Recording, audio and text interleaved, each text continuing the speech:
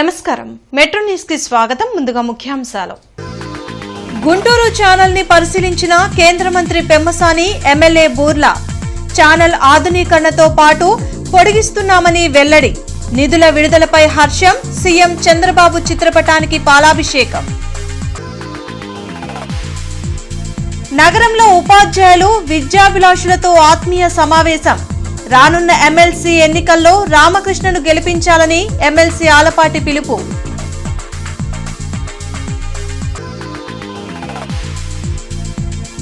రాజధాని రైతుల సమస్యలపై 3-మ్యాన్ కమిటీ సమావేశం. మౌలిక వసతులు, ఇతర అంశాలపై అధికారులకు దిశానిర్దేశం.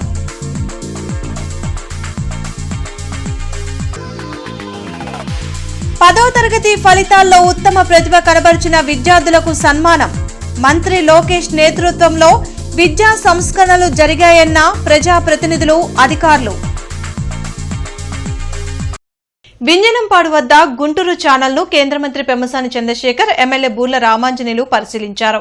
ఛానల్ ఆధునీకరణకు ప్రభుత్వం 369 కోట్లు కేటాయించడం ఆనందంగా ఉందని అన్నారు. రైతులే దేశానికి వెన్నెముక అని కేంద్ర మంత్రి పెమ్మసాని అన్నారు. ఎమ్మెల్యే రామాంజనేయులు, టీడీపీ నేతలు రైతులతో కలిసి గుంటూరు ఛానల్ను పరిశీలించారు. ప్రభుత్వం నిధులు కేటాయించడంతో సీఎం చంద్రబాబు చిత్రపటానికి పాలాభిషేకం జరిపారు.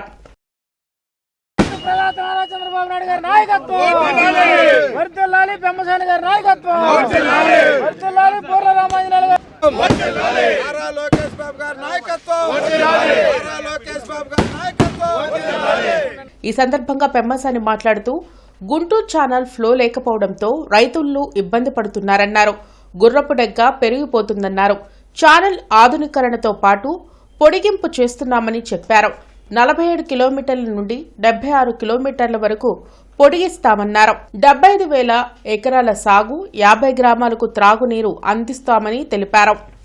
2014-19లో గౌరవ ముఖ్యమంత్రి గారు ఈ సమస్యను తెలుసుకొని ఆ రోజున గుంటూరు ఛానల్ ఎక్స్టెన్షన్కి కానీ మోడర్నైజేషన్కి కానీ రెండింటికి ఆ రోజున శాంక్షన్ చేశారు, అడ్మినిస్ట్రేటివ్ శాంక్షన్.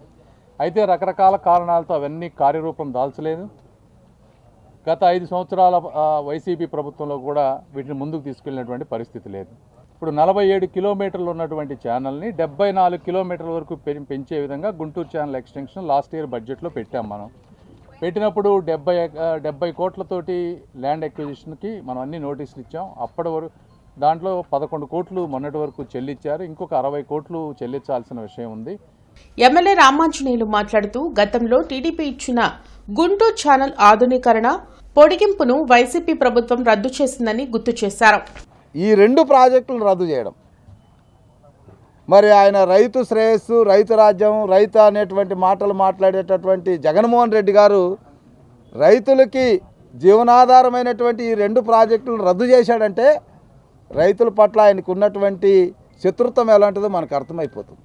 ఎందుకంటే ఇది దాదాపుగా ఒక 41 గ్రామాలకి ఈ 3 నియోజకవర్గాల్లోనే మంగళగిరి కానీ, పత్తిపాడు కానీ, పొన్నూరు కానీ 41 గ్రామాలకి మంచినీళ్ళు వస్తాయి.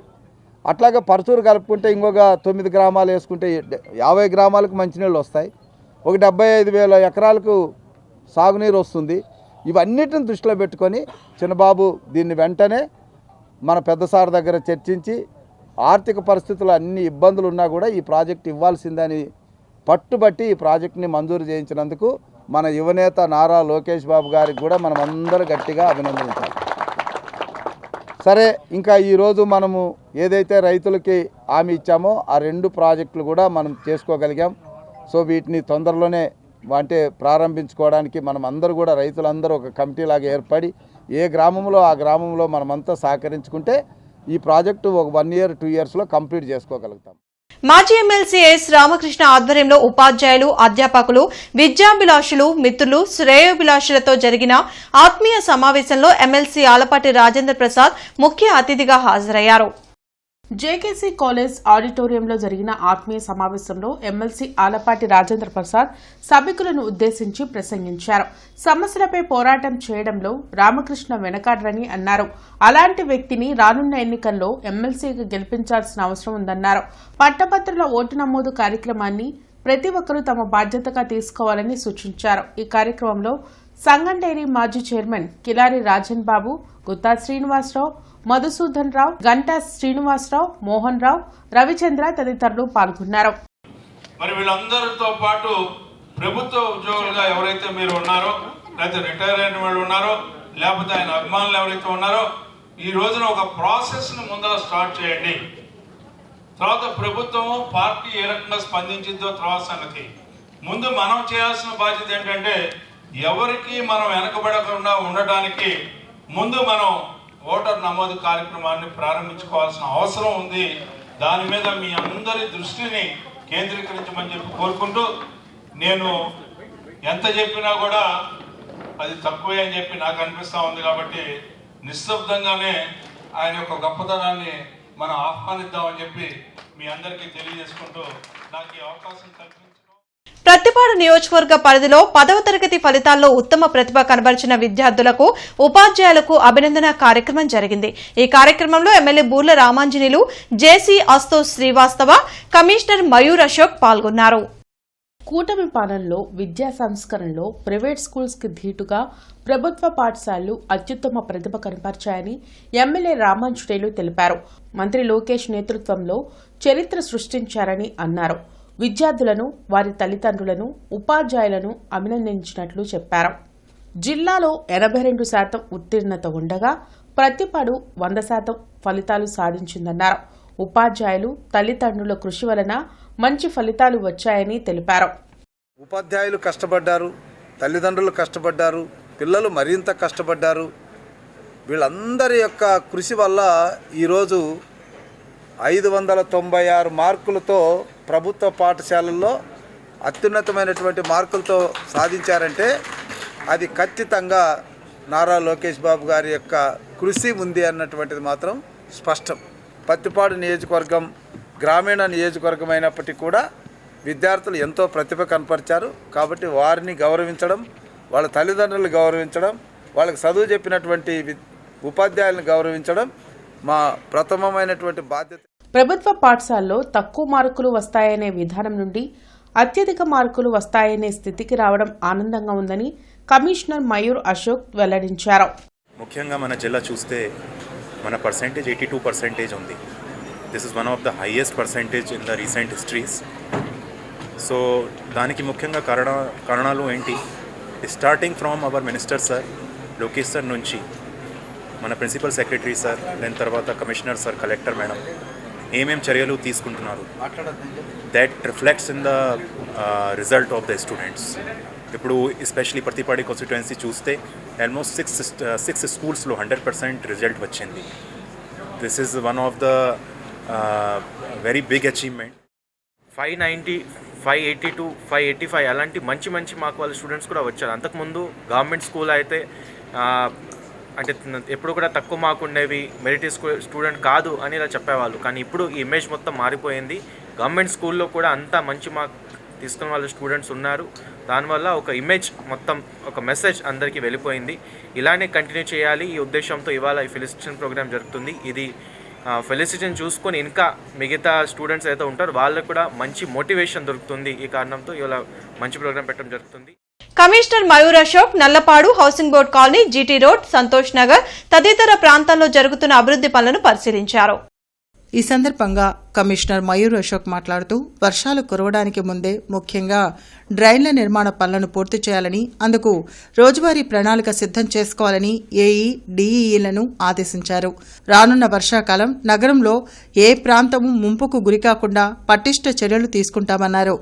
నగరంలో జరుగుతున్న అభివృద్ధి పనుల్లో నాణ్యతపై పలు ఫిర్యాదులు అందుతున్నాయని, పనుల్లో నాణ్యతను థర్డ్ పార్టీ క్వాలిటీ కంట్రోల్ ఏజెన్సీతో పాటు ఇతర ఏజెన్సీలతో కూడా తనిఖీ చేయిస్తామన్నారు. డ్రైన్ నిర్మాణానంతరం నిర్మాణ వ్యర్థాలను కాంట్రాక్టరే తొలగించడంతో పాటు లెవెలింగ్ చేసిన అనంతరమే బిల్లులు పేమెంట్కి ప్రాసెస్ చేయాలని స్పష్టం చేశారు.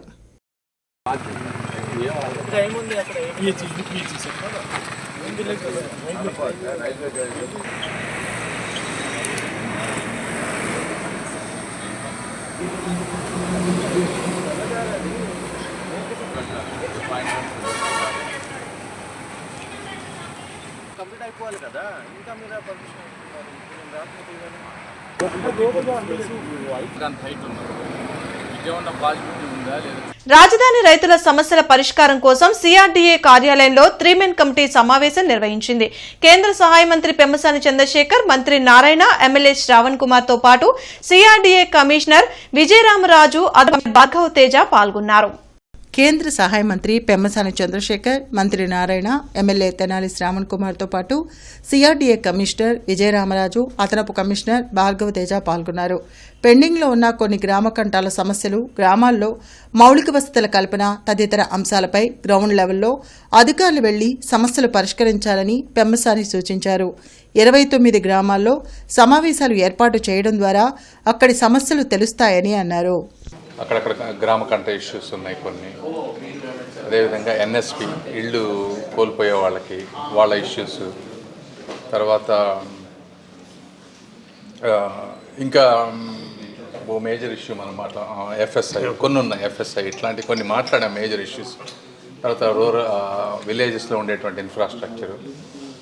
కమిషనర్ నారాయణ గారు కూడా కమిషనర్ గారిని అందరినీ కొత్తగా వచ్చినటువంటి జాయింట్ కమిషనర్ అందరూ విలేజెస్కి వెళ్ళి ఒకసారి తిరిగితే వాళ్ళకు కూడా మంచి నాలెడ్జ్ వస్తుందని చెప్పారు. గుడ్ ఐడియా, వాళ్ళు వెళ్తారు. బట్ నెక్స్ట్ ఇంకో 2 to 3 వీక్స్ నుంచి మళ్ళీ రెగ్యులర్గా కూర్చొని 1 by 1 ఏమేమి సాల్వ్ చేసామో అన్నీ కూడా అప్డేట్ చేయాలి. ఏదైతే రెవెన్యూ వాళ్ళకి ఇచ్చామో రెవెన్యూ వాళ్ళు 1 సెంట్ కోసం తీసుకున్నారు. అయితే రెవెన్యూ వాళ్ళు పేమెంట్ చేయలే. దాన్ని యాక్చువల్గా వాళ్ళకి నోటీస్ ఇచ్చారు 2 సార్లు. అందువల్ల యాక్చువల్గా దాన్ని బ్యాక్ తీసుకోవడం జరిగింది.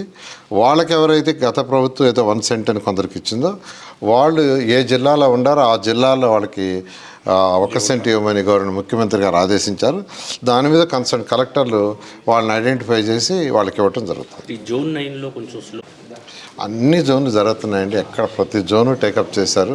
అన్నీ కూడా అనుకున్న ప్లాన్ ప్రకారం జరుగుతుంది. వైసీపీ నాయకులు అంబటి మురళీకృష్ణ రైతుల వద్ద తక్కువ ధరకు మొక్కజొన్న కొనుగోలు చేసి గోడౌన్లో దాచిన సరుకుని టీడీపీ నాయకులు బహిర్గతం చేశారు. దొంగే దొంగ దొంగ అన్న చందంగా అంబటి మురళీకృష్ణ గుంటూరులో మొక్కజొన్న రైతులకు న్యాయం చేయాలని ధర్నా చేశారని పొన్నూరు టీడీపీ నాయకులు ధ్వజమెత్తారు. నియోజకవర్గంలోని మొక్కజొన్న రైతుల వద్ద అంబటి మురళీకృష్ణ తన అనుచరులతో 1600 నుంచి 1720 రూపాయలకు కొనుగోలు చేసి తమ గోడౌన్లో దాచారని టీడీపీ నాయకులు తెలిపారు. సంగం డైరీ 2100 నుంచి 2200 వరకు మొక్కజొన్న కొనుగోలు చేసిందని అన్నారు. మొక్కజొన్న కొనుగోళ్లు నిల్వల మీద వస్తున్న ఆరోపణల్లో వాస్తవాలు ప్రజలకు తెలియచేయాలని ధూళిపాలెం నరేంద్ర పిలుపునిచ్చారని అన్నారు. అందుకే ఈరోజు మామిళ్లపల్లిలోని అంబటి మురళీకృష్ణ ఇంటి పక్కన ఎన్నికల కొరకు నిర్మించిన గోదాములో మొక్కజొన్న నిల్వలను బహిర్గతం చేశామన్నారు. ఈ కార్యక్రమంలో టీడీపీ నాయకులు పాల్గొన్నారు. 3000 క్వింటాల మొక్కజొన్నలు మన గోదాములో చేశాడు ఇది అంబటి మురళీ గారి గోదాం. అంబటి మురళీ గారు ప్రెస్ లో చెప్పేది ఒక మాట, చేసేది ఇంకొక పని. అతను అంబటి కృష్ణ, అంబటి మురళి ఇంకొక 5 ఓకర్ని తయారు చేసుకుని గ్రామాల్లో 1700 1800 మొక్కజొన్న రేటు ఉంటే 1620 కొనుక్కొచ్చి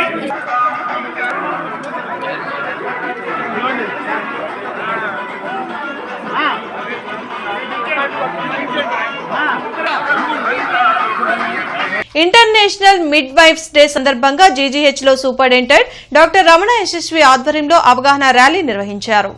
ఈ సందర్భంగా GGH superintendent doctor Ramana Yashasvi మాట్లాడుతూ సాధారణ సహజ ప్రసవం ద్వారానే మహిళలు ఆరోగ్యంగా ఉంటారని తెలిపారు. గర్భిణీ స్త్రీలకు సుఖప్రసవం అయ్యేందుకు మిడ్వైఫ్స్ కృషి చేస్తారని అన్నారు. మందులు, ఆపరేషన్లు లేకుండా ఎలాంటి జాగ్రత్తలు తీసుకోవాలనే అంశాలపై మిడ్వైఫ్స్ గర్భిణీ స్త్రీలకు తెలియజేస్తారని అన్నారు. ఈ కార్యక్రమంలో state midwife services HOD KV Sridevi, K Mallika, P Aparna Baby, PM Madhavi, G Parvathi, midwife students పాల్గొన్నారు. ఈసారి మన గవర్నమెంట్ ఇచ్చిన థీమ్ ఏంటంటే 1 మిలియన్ ప్లస్ మిడ్వైఫ్స్. ఇలాంటి ఈ థీమ్ తోటి వీరందరూ కూడా గర్భం దాల్చిన స్త్రీలకు మన గవర్నమెంట్ జనరల్ హాస్పిటల్లో కూడా గత 3 ఏళ్లుగా చాలా పాటుపడుతున్నారు సాధారణ ప్రసవాలు అవ్వాలని చెప్పి.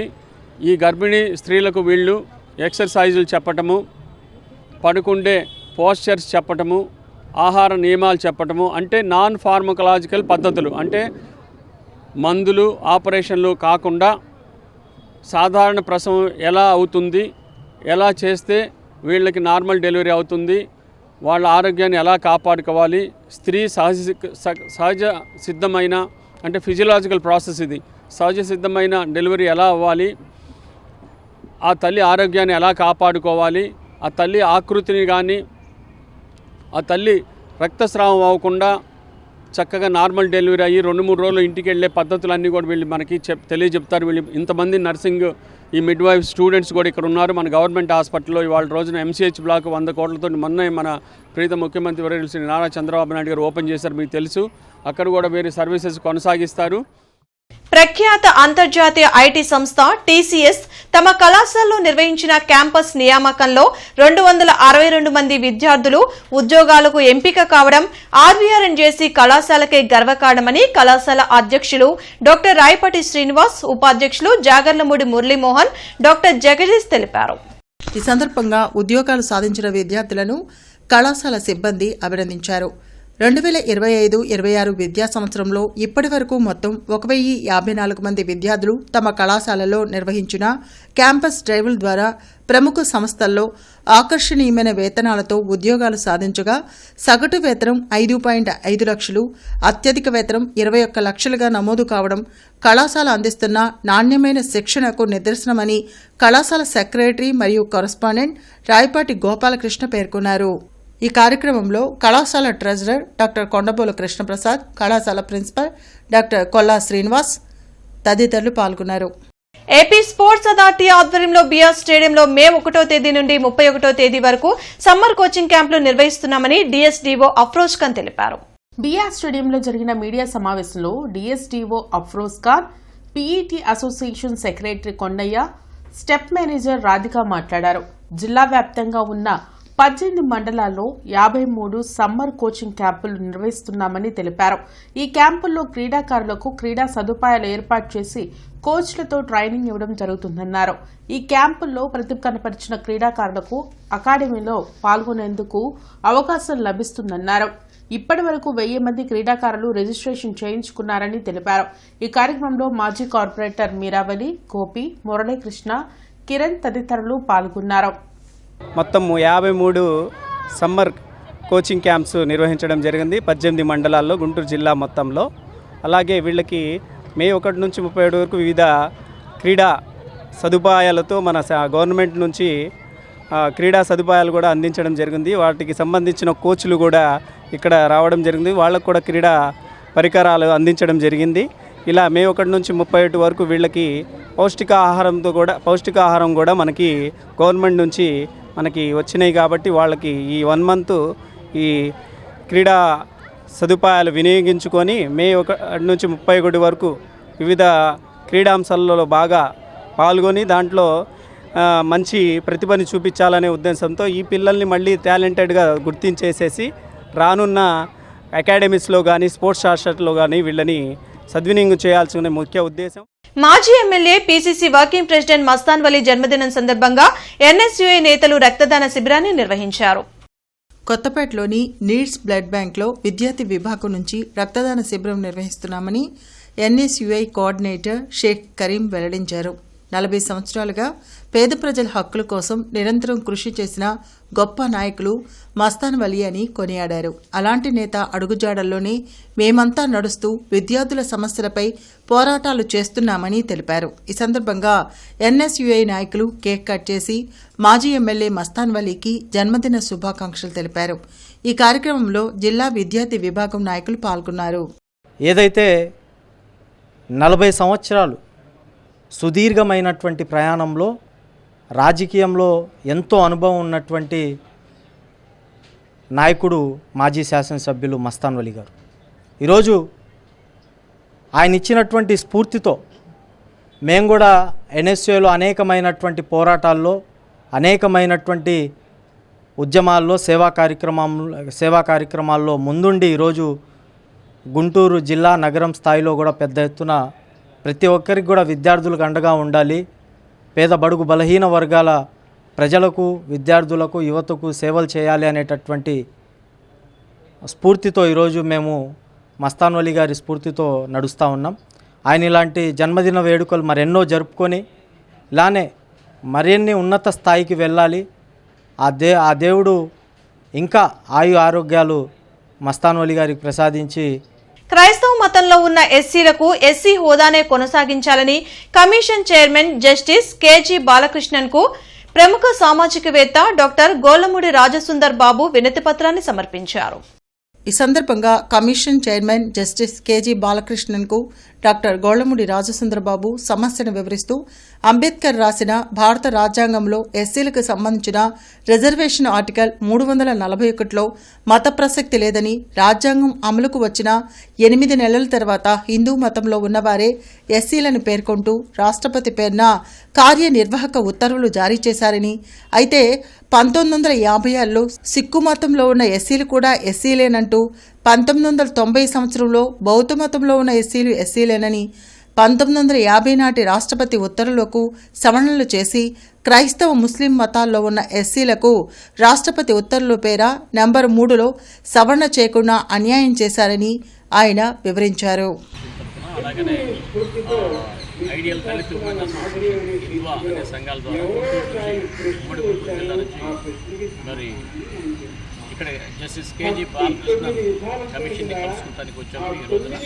ఈ రోజున వారు అపాయింట్మెంట్ కూడా ఇచ్చారు. ఈ రోజున కలుస్తున్నాము. మరి బౌద్ధ మతానికి సంబంధించిన వాళ్ళకి, లేకపోతే సిక్కు మతానికి సంబంధించిన వాళ్ళకి ఎగ్జామ్షన్ ఇచ్చారు. ఆ మతాల్లో ఉన్న కూడా ఎస్సీలే అని చెప్పి అన్నారు. హిందూ మతంలో ఉంటేనే అసలు ఎస్సీలు కాకపోతే కాదు అని చెప్పేసి మొదట రాష్ట్రపతి ఉత్తర్వులు స్పష్టం చేస్తుంది 1950. మరి కొన్ని మతాలకి ఎగ్జామ్షన్ ఇచ్చి కొన్ని మతాల్లోనూ ఎస్సీలు కాదంటం అనేది ఇది రాజ్యాంగ విరుద్ధం.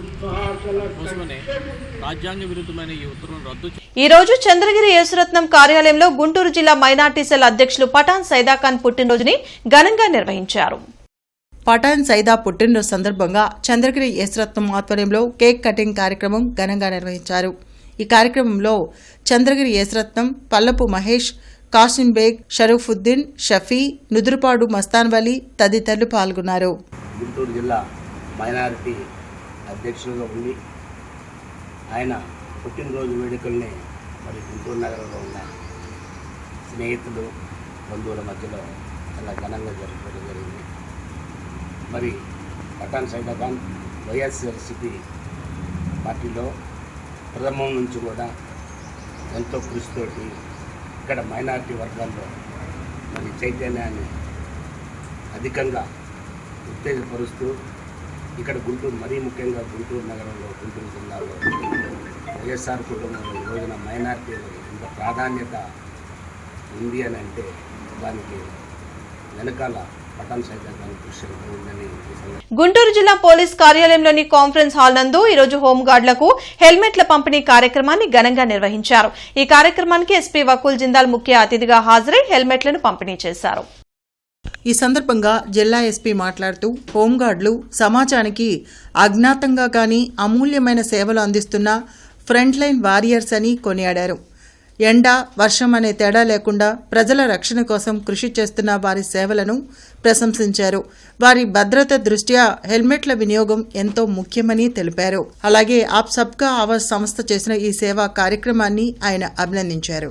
గుంటూరు పశ్చిమ నియోజకవర్గ ఎమ్మెల్యే గళ్లా మాధవి ఆదేశాల మేరకు మహిళా గ్రీవెన్స్ కార్యక్రమాన్ని నిర్వహించారు. ఈ కార్యక్రమంలో నియోజకవర్గ తెలుగు మహిళా అధ్యక్షురాలు ముత్తునేని శివలీల, అంగన్వాడీ అధ్యక్షురాలు నంది సరస్వతి, డాక్టర్ సెల్ అధ్యక్షురాలు పంచుమర్తి కల్పన, టీడీపీ పార్లమెంట్ సెక్రటరీ గంటా మౌళిక పాల్గొని అర్జీలు స్వీకరించారు.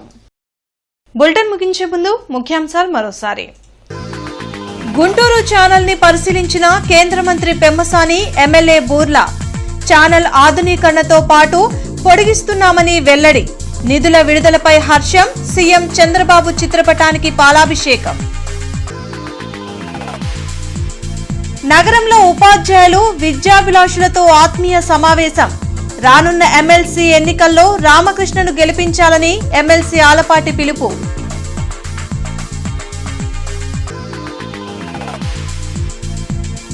రాజధాని రైతుల సమస్యలపై 3-man కమిటీ సమావేశం. మౌలిక వసతులు, ఇతర అంశాలపై అధికారులకు దిశానిర్దేశం.